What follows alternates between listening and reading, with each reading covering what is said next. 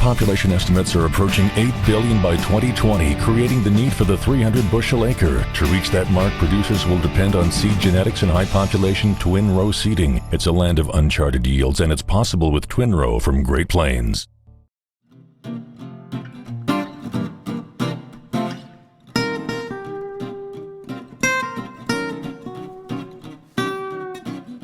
Farmers effectively grow and market their crops, but the grain still has to be transported to its final destination. Sometimes this is a food processing plant 89 miles away, a local ethanol plant, or an export market that requires barging grain down the Mississippi River.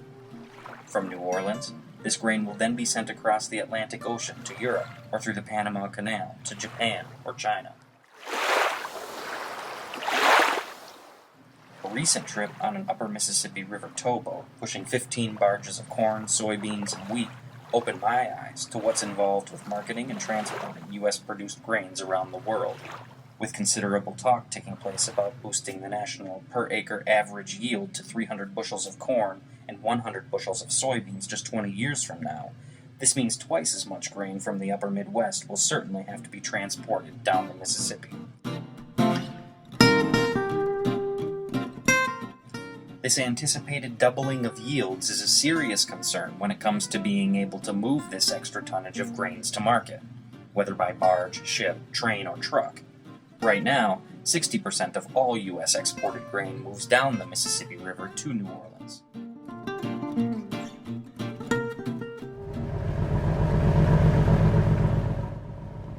Starting at St. Paul, Minnesota, son-in-law Mark Hansen and I spent 3 days with the 9-member crew of the Show Me State towboat, gathering insights into how grain is transported down the Mississippi for loading onto ocean-going ships. Several days later, we left the tow at Genoa, Wisconsin, with a much better understanding of what it takes to move grain for export on the mighty Mississippi.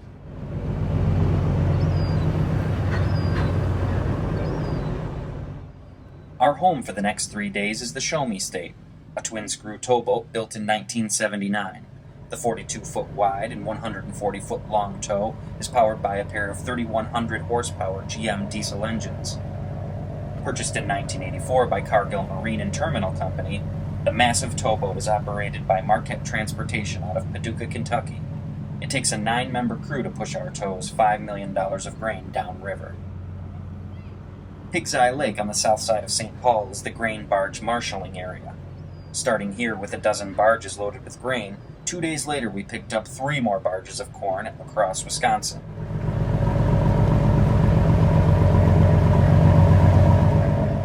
Each barge measures 35 feet wide and 195 feet long.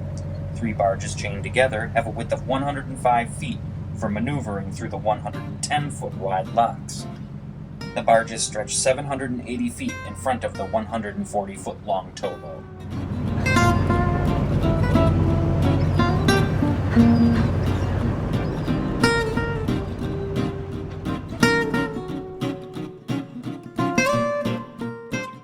So how much grain will there be in this 15-barge tow?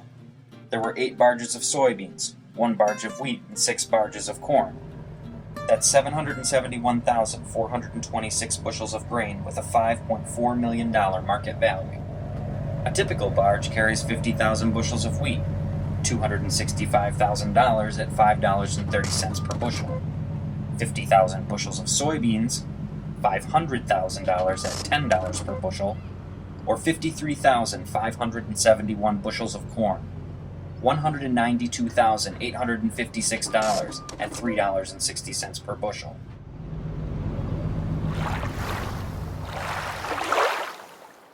Upon boarding the towboat, we meet each of the 9-member crew that has spent a total of 88 years on the river.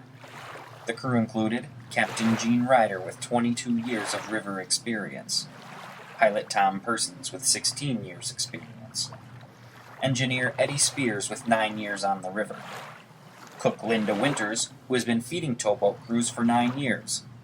Coming on board at the same time as the 2 of us was her $1,100 phoned-in grocery order, so all of us will be well fed. Mate James Wilhite with 3 years of river experience. Leadman Joe Ricketts with 7 years experience. Call watch deckhand Ivan Lanier with 2 years of experience. Deckhand Jason Miner with 7 years of experience. Also on board was Chad Fox, a pilot trainee learning to navigate the upper Mississippi after spending 13 years on the Ohio and other rivers.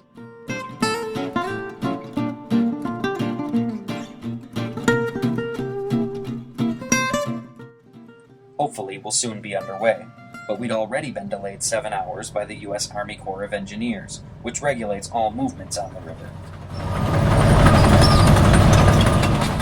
Just a mile south of where we're starting, the Corps of Engineers has a construction crew pouring concrete near one of the Interstate 494 bridges that crosses the river. Since they don't want any ripples or waves affecting the concrete pour, we're sitting here twiddling our thumbs.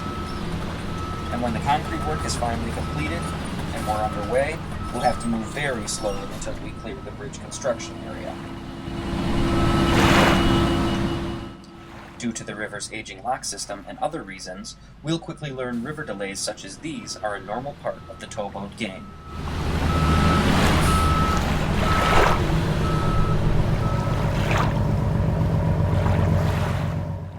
Next time, moving 770,000 bushels of grain south at 3 miles per hour.